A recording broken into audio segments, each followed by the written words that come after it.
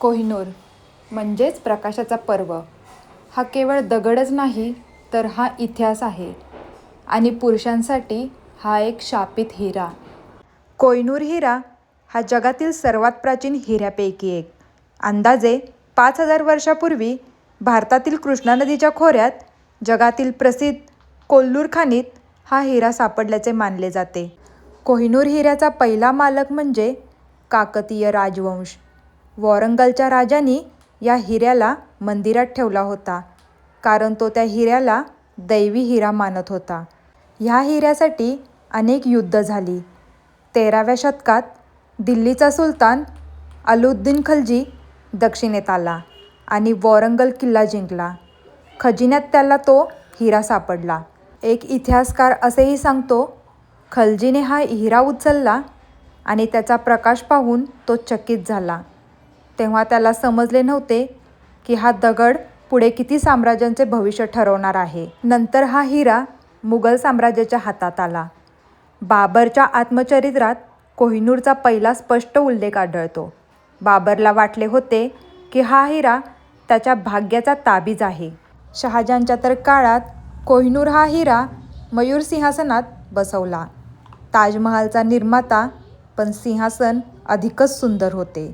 1739 साली नादिरशहाने दिल्लीवर आक्रमण केले. लाखो लोक मारले गेले, शहर लुटलं गेलं आणि त्याला मिळाला भारताचा सर्वात मौल्यवान खजिना, आणि ते म्हणजे मयूर सिंहासन आणि त्यात बसवलेला कोहिनूर. तो हिरा पाहून नादिरशहा म्हणाला, कोहिनूर प्रकाशाचा पर्व, आणि तेव्हापासूनच या हिऱ्याला कोहिनूर हे नाव मिळाले. नादिरशहाच्या मृत्यूनंतर कोहिनूर अफगाणिस्तानला गेला.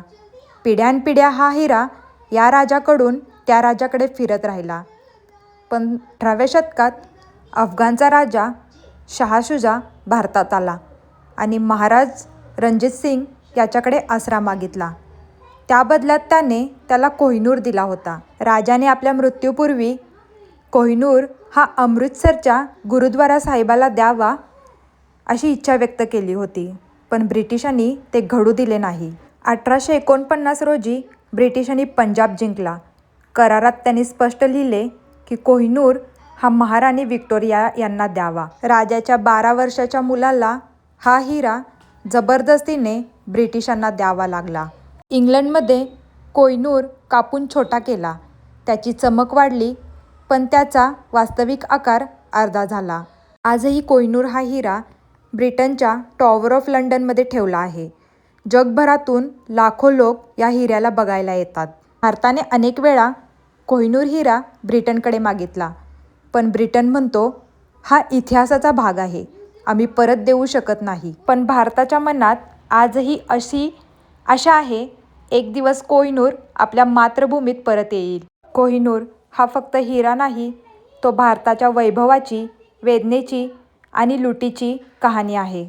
या जगप्रसिद्ध हिऱ्याचा प्रवास आजही चालू आहे आणि कदाचित पुढील पिढीत तो पुन्हा भारतात चमकेल. जर तुम्हाला हा इतिहास आवडला असेल तर नक्की लाईक, शेअर आणि सबस्क्राईब करा. तोपर्यंत धन्यवाद.